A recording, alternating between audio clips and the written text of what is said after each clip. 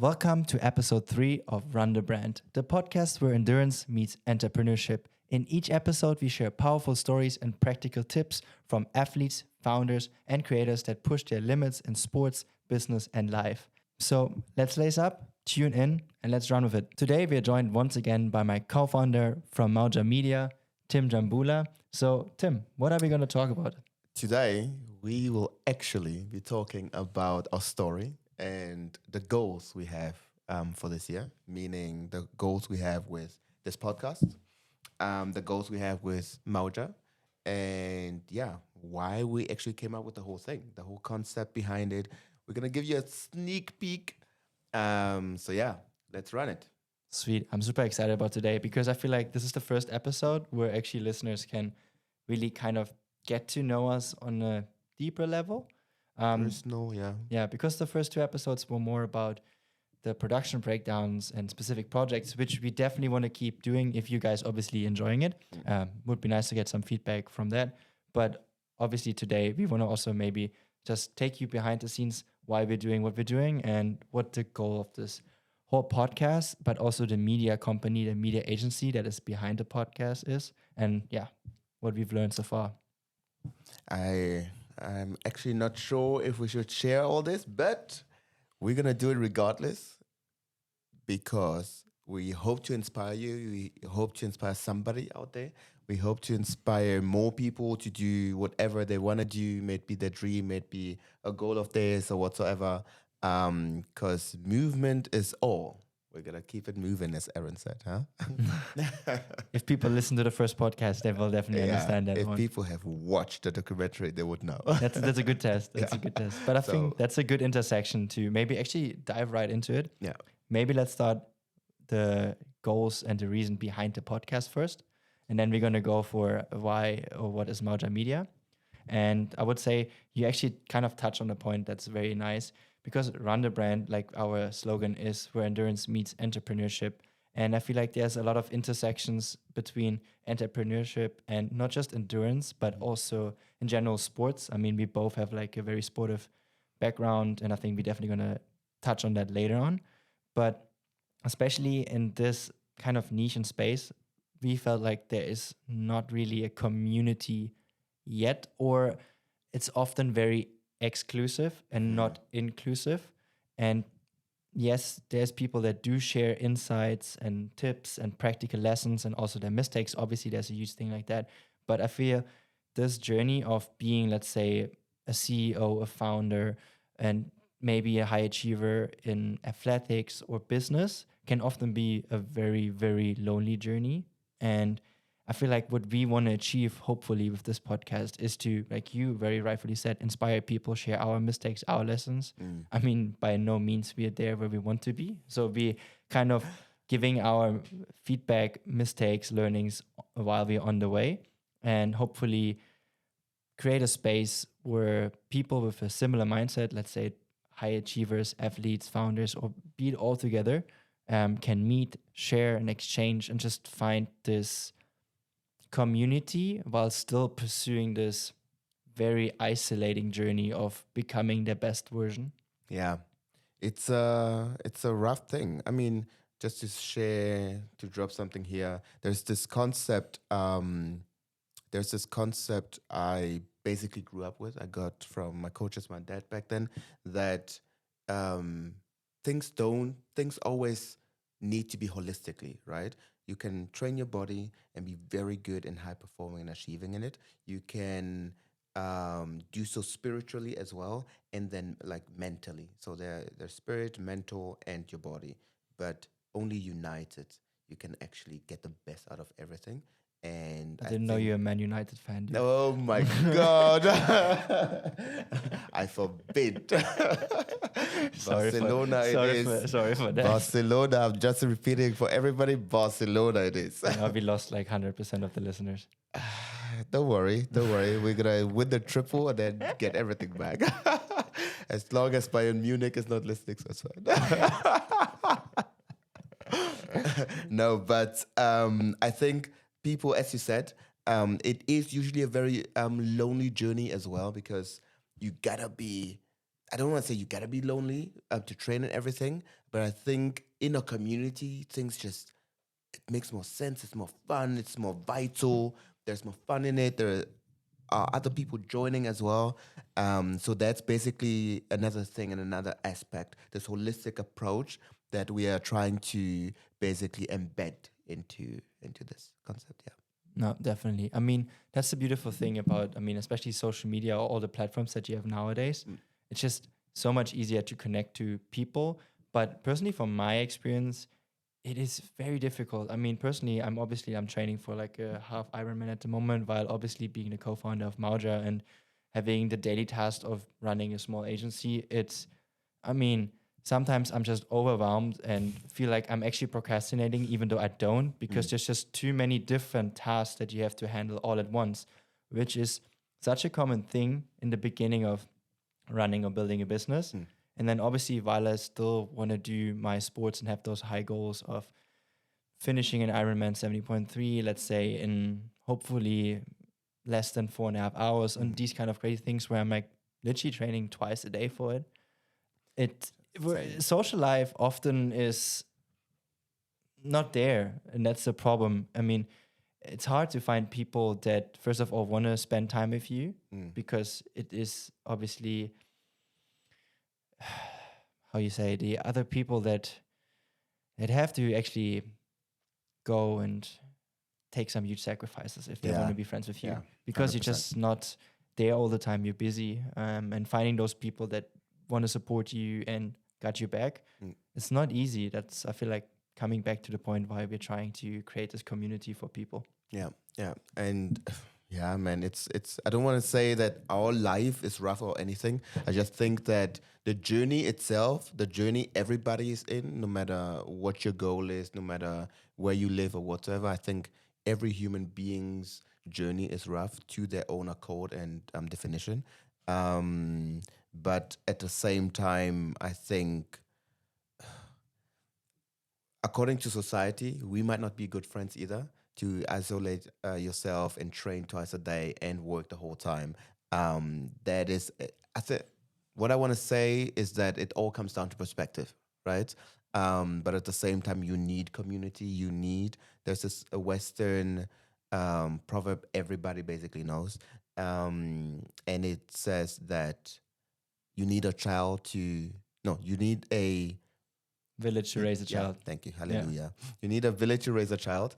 And I have experienced that in my childhood, and it is insane how much a community can do, Mm. and how much a community can help. And I think it is super crucial. Yeah. Yeah. I mean, I would definitely maybe love to dive a bit deeper in there. Maybe you can also share a bit, your personal story and your background. But coming to that point, I also lately, I think it was the book called The Good Life, Mhm. and it's written by the leader of the Harvard study, or the longest study about happiness. Oh, yeah, yeah, yeah. And I mean, basically, I'm not gonna lie, it's a good book, but it's kind of repetitive and it's nothing world changing. Mhm. But basically, what the book says, the way to live a happy and especially long life is your social relationships. I mean, humans are social animals. We need people around us. Doesn't matter if you're an introvert, extrovert. To live a happy life, you need people around you. The people around you make the biggest difference. They can either pull you down, put you up, inspire you. Yeah, I mean, the sentence of iron sharpens iron is yeah. true. The people you surround yourself with, you will become. Hmm. And it's, so many people say this is very repetitive, but it is so true. This is so true. This is, I think, just to complete or complement what you just said, is that is the by far the biggest lesson I have learned last year, which is insane. By the end of the year, I was reflecting about like all the experiences of the last year. Um, and I must say one thing, which is the biggest thing, is actually what you just said, that the people you surround yourself with. Back in the days, I remember reading about this, people saying it. My mom used to say it. Beware of the people around you, your friends whom you hang out with and what they do around you. I'm like, Mom, even if they smoke, I'm not gonna end up like that. You raised me differently. And then she was like, There are factors you do not control. Mm. And that hit me last year, especially so much because I, through a very good friend of mine, I got into this friend group, and the way they have shaped me by now is crazy. Mm. And I think there's a story by Trevor Noah as well. I think most people have seen it somehow on social media, where he was out with his friends. His friends were at uni, but he wasn't at uni. And his mom came home. His mom asked him about whom he was hanging out with, and then just said, "Oh yeah, that's very good. One day you'll be like them." And then Trevor Noah was like, "What do you mean? I don't go to uni. They go to. They're not going to uni for me." And then the mom was like, "No, one day you'll see the good influences or the things they do and the good influence that it has on their life, and you'll be inspired to do the same." It's crazy how our minds work. Mm. Or you'll be inspired to go down the road of following your own journey. If everyone around you is following their journey, you won't be like, you automatically one day do it without them pressuring you. People always think, oh yeah, people gonna pressure you. No, most of the times, not really. It comes most of the times, it's very subconscious thing. I don't understand it. I don't think there's a science behind it. I don't know. But it's still like magic how Yeah. much that can change your life. Yeah. I mean, it's insane. I mean, that's also why I spend quite a bit of time to understand and see how do you meet the right people? How do you find your tribe? Because I feel like that's one thing a lot of people struggle with finding, let's call it their tribe. Yeah. I mean, what we're literally trying to do with this podcast in a, let's say, not physical way, but hopefully this will go somewhere where people actually can meet up physically. But there was this book, the new book, and also the podcast from Mel Robbins. Ooh. And she has these 3 pillars of a successful friendship. It's very interesting. I hope I'm gonna not butcher it and get it right. But one obviously is proximity. Mm-hmm. How close are you to each other? And even your neighbor and the person just across the street, this small little difference of distance can be a huge, huge deciding factor as well. Mm-hmm. So the first one is proximity. Yeah. The second one is just energy. Do you feel the vibe? I mean, I think everybody knows this. You meet a new person and something is just, Are you vibing? yeah, something is either going or not. So it's these 2 things. And the third one was timing. And with timing meant didn't necessarily mean the age, Mm-hmm. but at what certain point of your life are you in right now on your timeline? If you have like, are you having a family? Are you having kids? Are you in a journey of building a business, Yeah. or like you have a different mindset? You're just trying to be a high achiever and you're going after your athletic and business goals, or are you just fine with working a normal 9 to 5 Yeah. and having kids and family, which is totally fine too.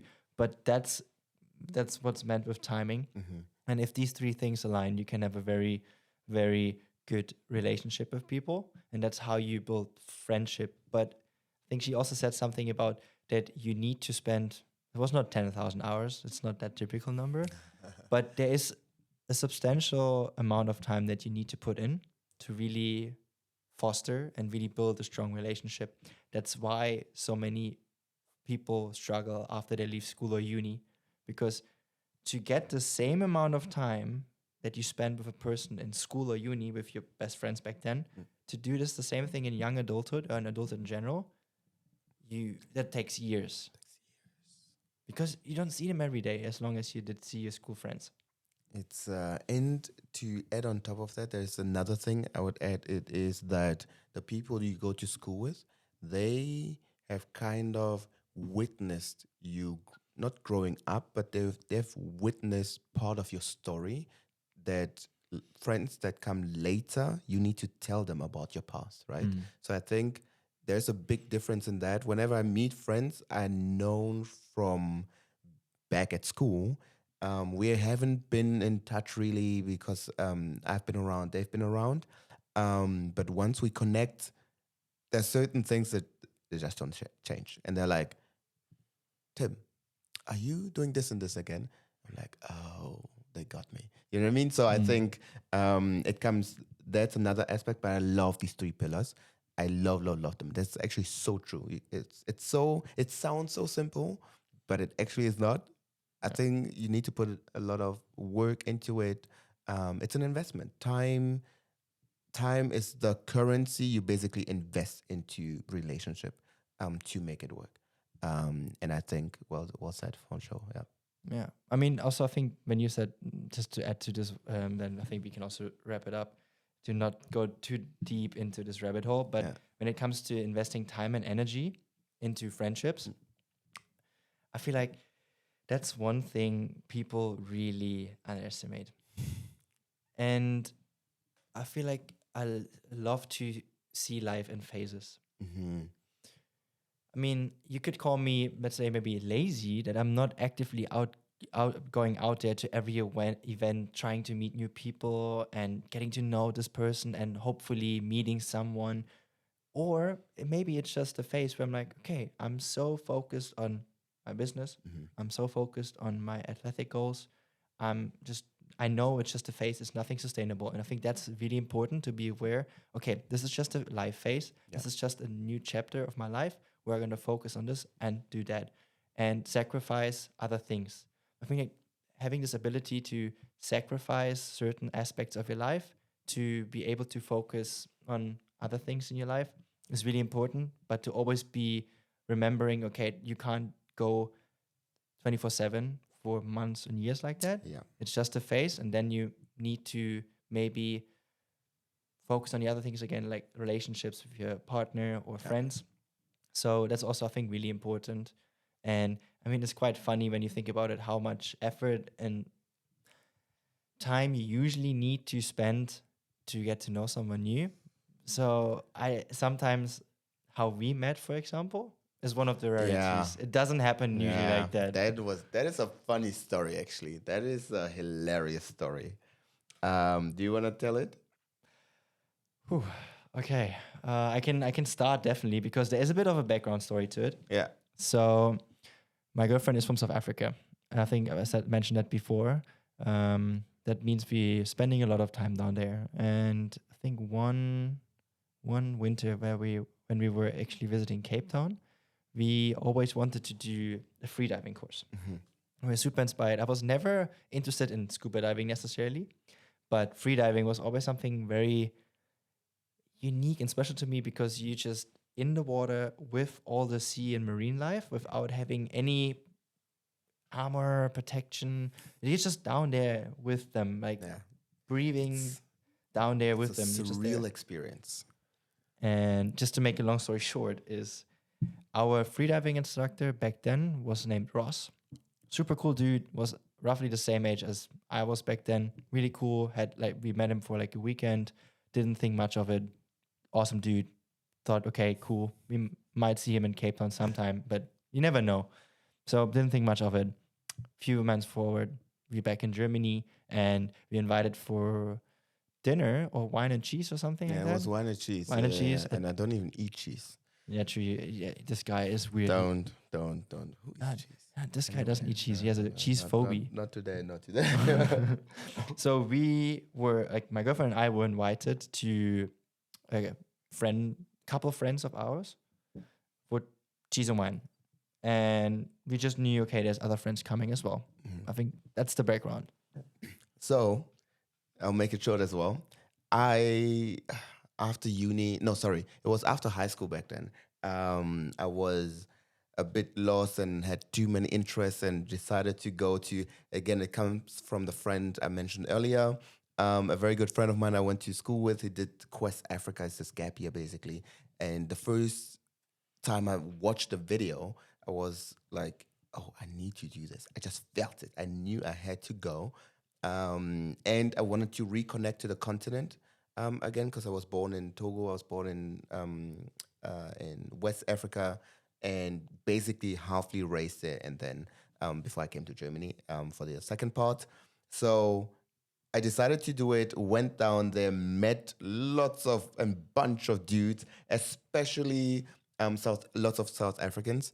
And one guy, his mom, funny enough, came from Stuttgart, close to the area I was raised in. and we had to send in profiles and everything. And I told him, yeah, I was born in Togo, but and grew up there and grew up in Stuttgart as well. And he told me later that she pointed at uh, she basically said that he needed to befriend me. And then we kind of got along. It was it was 8 months. So it was just boys. So Oh friendships boy. up and down, and the stupid things we have done. God in heaven. But basically, it comes down to we've become very good friends. We hung out a lot. I went to see his family during the holidays. He showed me around a bit of South Africa. His mom and parents are one of the most loveliest people ever. And then his sister came to Germany, and the parents were like, "Oh, have you met Tim yet? No, you need to meet Tim." So we kind of made it work. During that weekend, since I'm friends with her now as well, and then went to so close ties with the family, basically, right? Um, and then the funny thing is, by the time we met, it was shortly after we have come back from Cape Town. You too, you and Tasha too. Yeah. So it was, but we didn't meet in Cape Town actually. No, So we it didn't. was We didn't know each other back we then. didn't Yeah. know each other at all. So it was it was in April. I remember it was end of April. I just moved to Berlin for a new job. Just moved to Berlin, and then got this invitation from a friend of ours, and she was like, "Yeah, come to this wine and cheese evening. I'm hosting with other friends." I'm like, cheese. But I came anyway with wine. It was such a great evening, and we were chatting the whole time. We then got to know each other better and identified certain commonalities as well. And then you guys were telling me about your freediving course you did in Cape Town, And you told us about all the stories of and then all the Sim. stories, and was like, yeah, there's this friend of mine. We call him Aquaman basically, and he's one of the most addictive person I know towards water. This guy, he sees water, he's happy, basically. And then I was praising him and telling stories, and I was even showing you pictures he took in water. Yeah, but never of him. Yeah, never Never of of him. him. So as you guys were about to go, so your girlfriend, you were putting on your shoes. Yeah. And We just exchanged Instagrams Instagram. before. We Yeah. were like, oh yeah, what's your Instagram? And exchange Instagram. And then the best function of Instagram until today is still you will see who follows them and whom Yeah. they follow. And I was like, wait, but the thing is, when I was telling the stories, I was calling the guy Rooster. True. So that's how I address him usually. It's like a nickname, right? And then I was like, wait, how do you know Rooster? Wait, how do you know Ross? And then, no, you were like, wait, who's Rooster? Yeah. And I'm like, Ross. And like, what? Ross? How? Wait, what? How? I'm like, the guy I was mentioning all these stories, it's him. And then you're like, wait, the guy who gave us who was a free diving course, Free diving instructor. Yeah. instructor, it's him. And I was like, no way. There was I was like, what the heck? How small is the world actually? But yeah, and ever since, I think we hit it off. It hit it off, and it came down to we met a few times with the whole friend group, but I think it came down to me asking you for coffee and then laying out this plan. Wait, before we go into this, because that's basically how this whole long journey of founding Mauja started. So just to let people know, we're actually going somewhere with this whole story. Yeah. It leads into something. But the funny thing is, you didn't text me. I'm not sure if it was because of the reason that I'm just terribly in texting. So everybody that knows me, it's not that I have not respect for any other people, or I don't know. I just very terrible on texting. I did get better. It's very important for me because I don't want to send the wrong message. But people that know me know that I'm not the best in texting back. So maybe that's why. I don't remember. I think you probably neither. But you actually texted my girlfriend I know. and told her like you want to go for coffee with me, and she knew. I think you told her a Yeah, bit I about it. told her first. It was at a gathering, and then I told her that, hey, I want to ask Jannis this. Yeah. And she just told me it's something huge. You will love it. And I was like, whoa, what? I had no clue. I had no clue. So we texted, met up. And the funny thing is too, because all of our friends are actually also speaking English, Yeah. we met and we didn't know Yeah. that we both actually speak Speak German as German. well. And until today, we mix it all. It's one of the most funniest Denglish I have ever heard of. Yeah. Uh, but yeah, basically, we went to the coffee shop, had some coffee, and I was just curious the whole time. Okay, what is this big thing he's gonna let me know of? And then he hit me with this Project 52. You want to maybe explain what Project 52 is? Because I mean, it's literally it's the birthplace from your like no, your brain is the birthplace of Project 52. Yeah, it's this story. It's this rest in peace. But it's the story that I came up with friends back home back then. And it was actually, to make it short again, it was actually the neighbor of Ross, Rooster. The this guy's just going through all our stories today. Yeah. Anyway, but it's a neighbor of Rooster in South Africa who actually inspired me.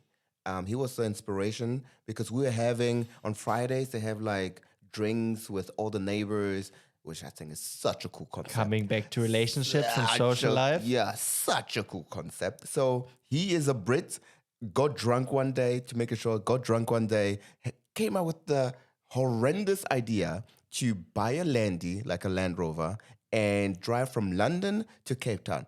Who in their right mind comes up? It's like this one friend, whenever they're drunk, yo, bro, I have a business idea. That was his business idea. He literally convinced his friend. Then they didn't do it. One day they bought it, actually started driving by Spain. After arriving in Spain, they ran out of money, but somehow they continued. And he told the story so, oh my God, vividly and vital. And he was, until today, now he lives such a good life and works for a big bank and everything. But he said, out of everything, that was one of the most beautiful time of his life because he didn't had a he knew where he's going, but driving through Africa or such a huge route, you can't foresee everything. And the people he has met on his journey has changed his life forever. His wife, his now wife, he met in Ghana. Amazing. Which is insane. So he was telling us a story and he captivated us so well. He's such a good storyteller. And then I was like, why don't you, I don't know, put this out there into the media, social media, whatsoever, or write a blog about it if you have all these pictures and videos? Because our generation, we need to see stuff like that.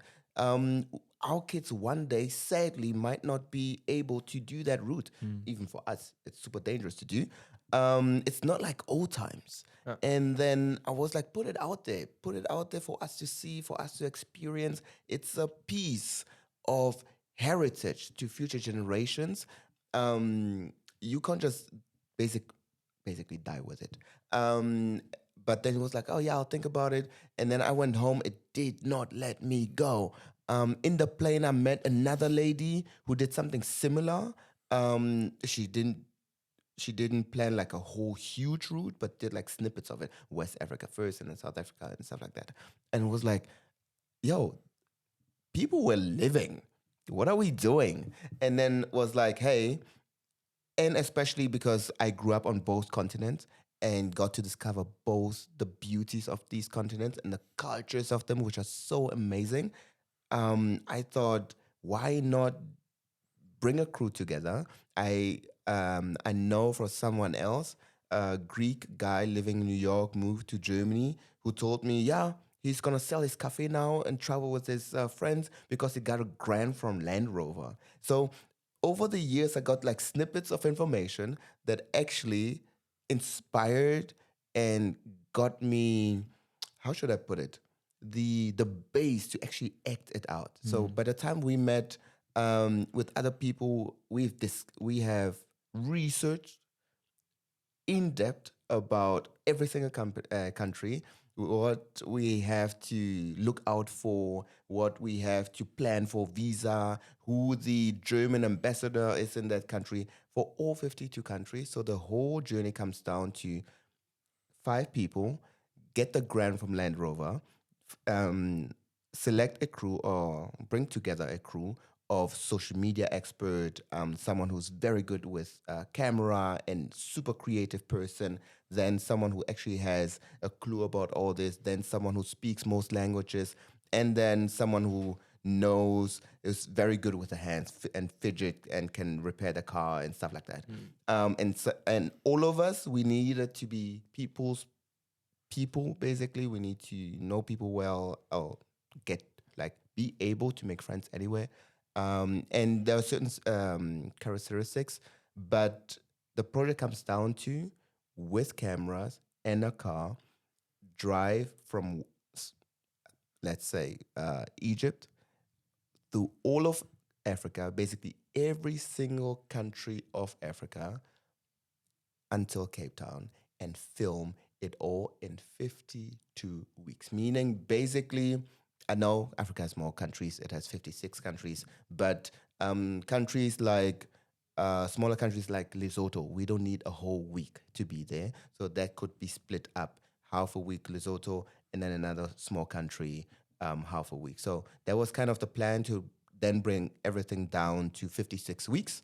So yeah, just a bit of background, but that's the thing as well, that what I learned early on in life from my dad as well, that if you have an idea, make a plan, start the research, because one day someone might come along, and it's always good to have something ready by then, instead of saying, oh, I have an idea.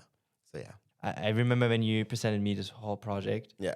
I was like, wow. It was basically, I was speechless like I'm right now when I think about it. I was really captivated by the way you told it. I could really imagine back to that time. And I was hugely impressed how you said every country was perfectly mapped out. You even made custom maps on Yeah. Figma about the routes and the national parks and all these like little details. It was amazing to see how much work and effort you put into this. And I mean, to make a long story short, I think also the purpose behind this was that a lot of people have this huge stigma when it comes to Africa. Africa, in a sense, is still this huge, big black box most people don't know much about. I mean, people have these really weird stereotypes. For example, most people don't know that in Cote d'Ivoire or Cape Verde, like, it's, you can live very bougie. There's like very fancy Yeah. areas. People think there's lions and zebras walking around, even in Cape Town. Even really, and there's so many countries that we don't even know as Europeans exist. So I mean, your basic idea also was to go into each country and don't uh, show the country from our perspective, or we don't, obviously, yes, from our perspective, how we experience it. But the main focus would be to let a local Yeah. show and explain and just kind of throw all this stigmatism and all stereotypes away, and hopefully enable people to get a better understanding how life actually is like in certain different African countries.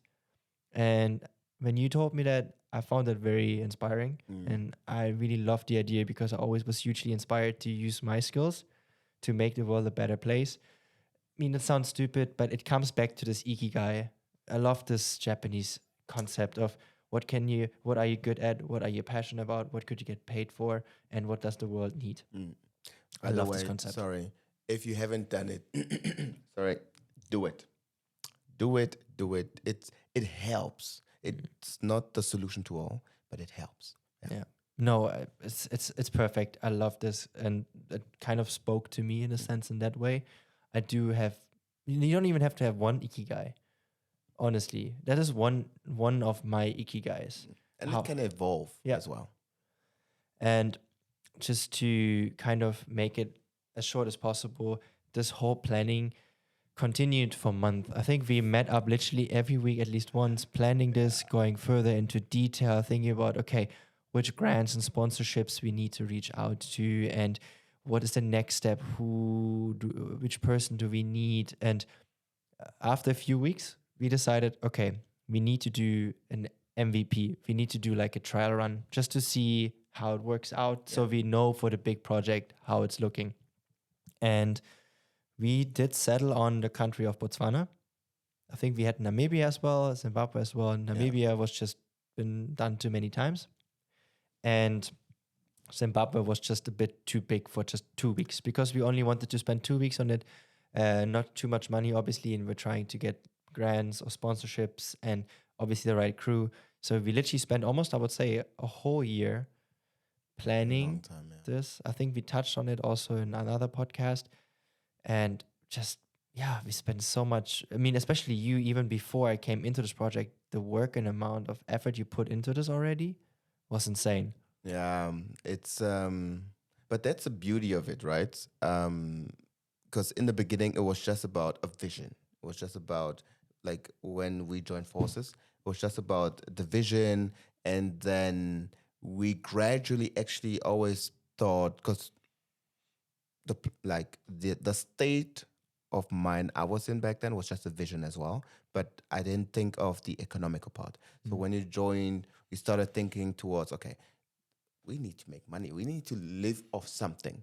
We can't. We are super young. We can't finance a whole travel or a whole journey or For 12 voyage months. for 12 months. How? So we started looking into that, and to be honest, even coming down, like, the whole thread through that journey and coming down to Mauja now is actually like iron sharpened iron the whole time. The discussions about strategy and everything we've had, if this feasible, is it not feasible, and how to break things down to test it, right? Until today, we are testing stuff still. Just everything we want to do, we break it down into smaller steps. That's the love and the beauty of it as well. But to come back to the story itself, it's we chose Botswana to do the MVP, which again was just so many layers of things and information you need to acquire, people you need to reach out to, governmental approval you need to basically acquire as well. Then the people on ground you need help from. It's just so much. It took us, I think, Botswana itself took us another 2 to 3 months minimum to actually roll out and plan a proper MVP, and we are running out of time. As we mentioned the last time already, friends of ours were marrying during that time as well, and we were MCs, yeah. the MCs, which was such an insane time. But we needed to make sure that while we're planning, we make it back in time, and needed to think of puffer and just so many things.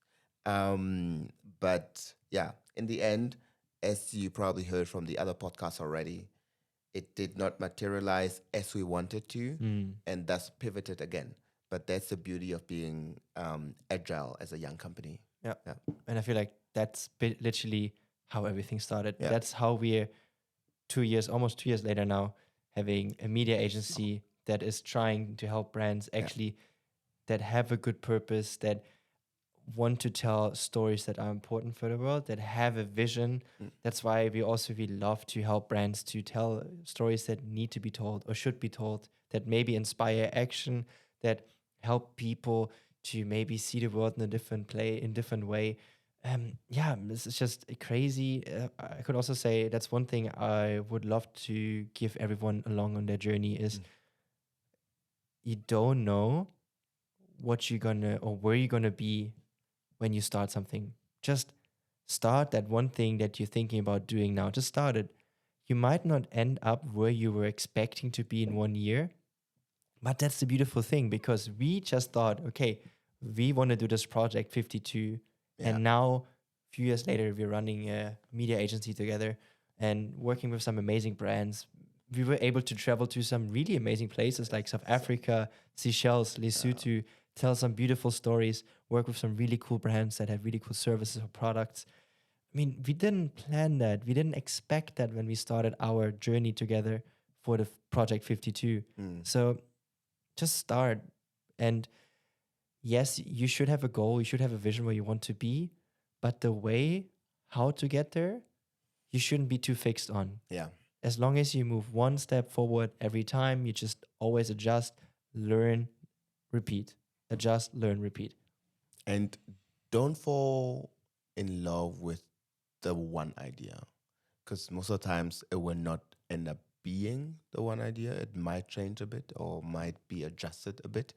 But I think at the end of the day, yeah, be in motion. I think that's another thing. Be in motion. Try to be out there.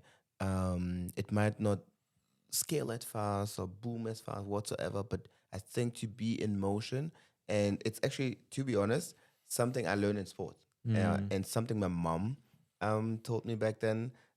Funny enough, my dad was a coach of mine as well, and every single Saturday I had to wake up at 6, like stretch, and then go for a run around a block, which was like 1.5 ish kilometers.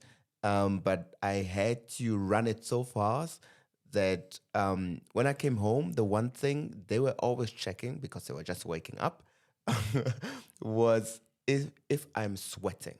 Mm. Oh man, the child in me, oh my God, I was going to the bathroom, putting water droplets on, because I sweat. It's very hard for me to sweat. I Mm. don't sweat easily. And it was super cold in the morning. But then was like, one day I was like, yeah, but there is the traffic light. I need to stop and wait for it. I can't just sprint the whole time. And then my mom was like, no matter what you do, you can just run on the same place, but make sure you're keeping it moving. Moving does not just mean to like making steps to towards something every single time. Mm. Moving sometimes is just to keep move, like to be in movement, even if it is just in one spot. Mm. It's just for a short time most of the times anyway. It doesn't mean that you're not getting anywhere completely. But if it's just for these, I don't know, 10 seconds until the traffic light turns turns green again, just be there and run in the same spot. And then once it's green, you can continue. But then you are in motion. You don't have to stop and start again. It's very hard to stop and start sometimes. But yeah. That's beautiful. Yeah.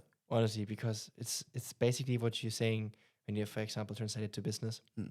I say, even in times where it seems like nothing is moving forward, you're still keeping up the same things you're doing. You're still pushing out Yeah. that campaign. You're still writing those emails. You're still pitching clients. You're still coming up with ideas. You're staying persistent. Yeah. You're still, even if it's in one spot, you're still keeping the momentum going. Yeah. And then there will be this time where it makes switch and it turns green, and you feel like you're moving forward again. Yeah. But also, in just taking it even a level further, there's also nothing wrong with taking a step back and to adjust and see and realize, okay, you did something wrong, Mm.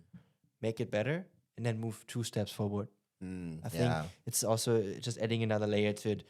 But yeah, I feel when it comes especially to the goals that we have with Mauja for this year, there have been a lot of setbacks, honestly, that we had to readjust and pivot and learn. But now it feels like, okay, we always, even during the times where it maybe wasn't going that well, I mean, we talked about, we had all these beautiful and amazing documentary projects. Like last year was amazing. In the beginning of this year, honestly, it was a bit slow. But what we didn't stop doing is putting in the effort, Yeah. continuing reaching out to clients and past clients, coming up with cool ideas, doing actually spec work. I mean, the whole Aaron project, that was an idea like from you that we just said, okay, no one wants to pay us for it. Let's do it. It's amazing. It's a beautiful story that people need to hear, Mm. and maybe something will come from it.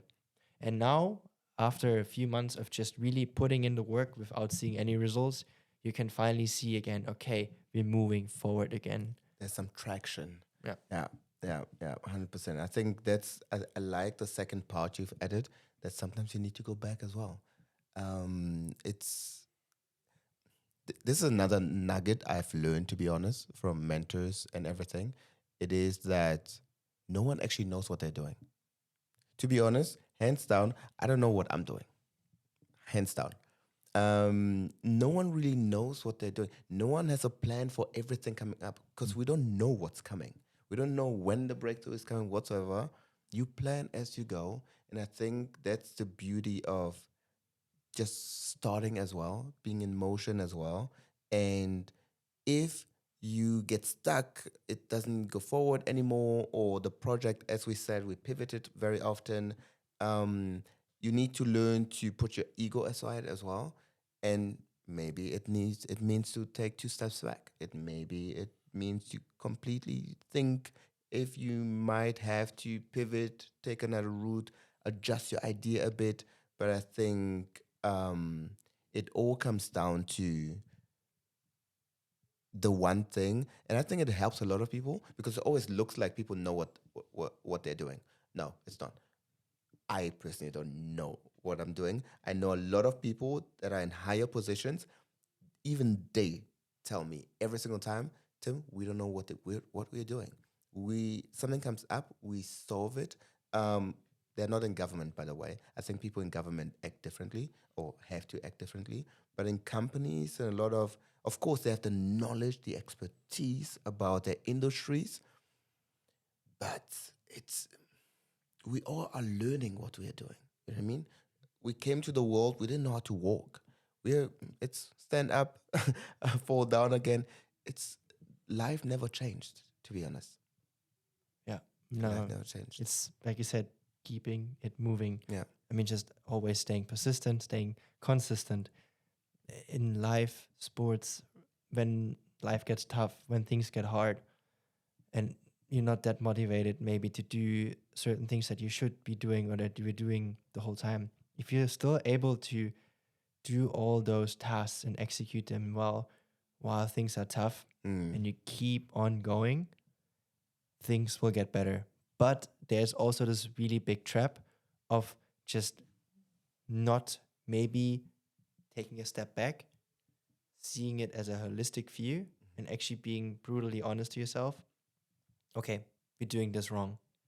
Stepping back, adjusting it, and then going forward again. Yeah. Because a lot of people fall into this trap because they have that mindset, what I just said, of like always keeping their head down, keeping going, grinding it out, which is totally, you should do that. You have to do that. But you also need to be very aware and need to question yourself, is the thing I'm doing the thing or the best way I could do it?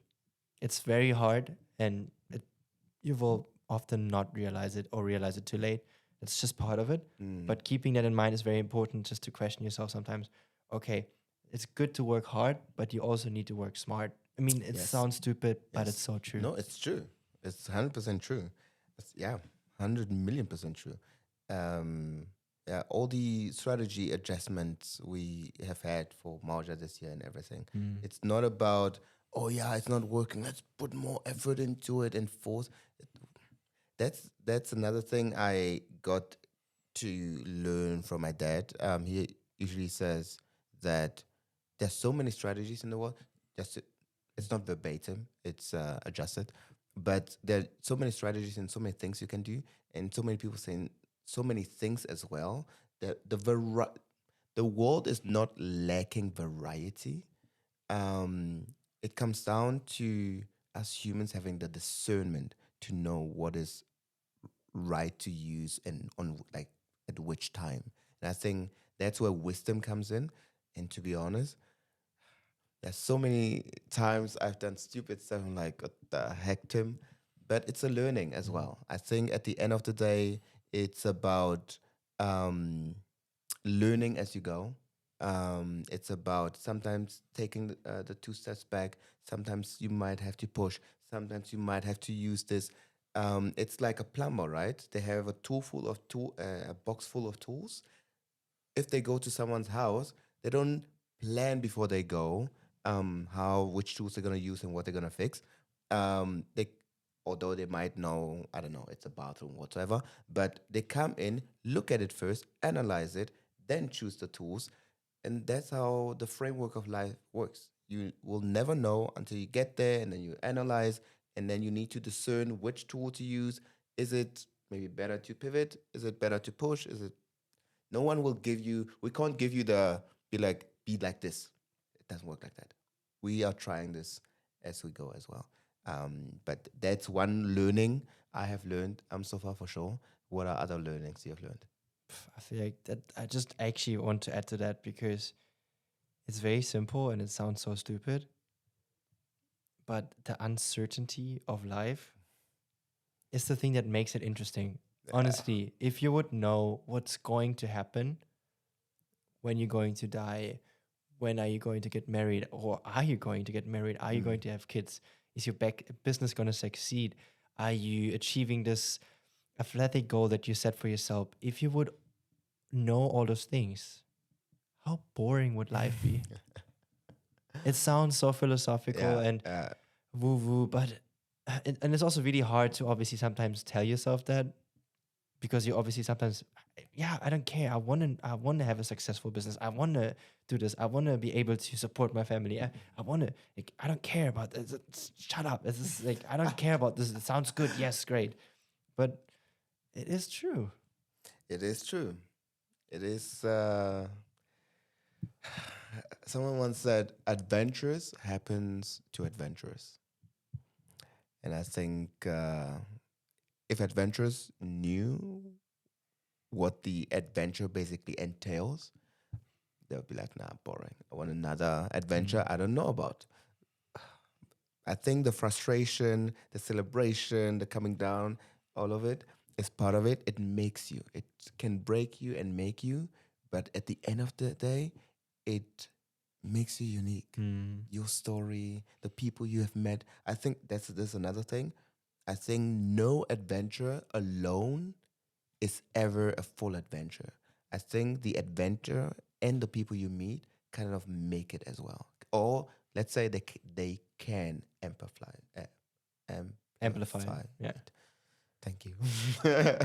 But beautiful. I mean, and who knows? Maybe Yeah. we're gonna actually end up doing Project 52 one day soon. If I mean, Maybe. maybe you guys know someone who can help us make it happen. Maybe you want to be part of it. Yeah. That's the beautiful thing. We will not know. We will definitely one day, hopefully, try again. Yeah. But I think with that being said, we're almost going, almost an hour. So we did kind of go down some rabbit holes that we tried not that to is go down to. But true. that's one thing. I think if you really listen to the first two podcast episode and you listen to this one now, we really, of course, appreciate you guys. But yeah, that's just us. That will happen from time to time. We will get better with this. But honestly, we just love chatting and hopefully can give you some learnings and inspire you to follow your own dreams, do the things that you're actually really passionate about. And yeah, if you really enjoyed this, please hit the subscribe button on YouTube. Maybe rate us on Spotify if you're listening to Spotify. Follow us on Instagram. We would really highly appreciate that because we're really super passionate about building this podcast, building hopefully this really beautiful community of like-minded people and just giving people that space that a lot of people are longing for. So that would really make a big difference. And yeah, hopefully see you also in the next episode. Peace out. Rang in.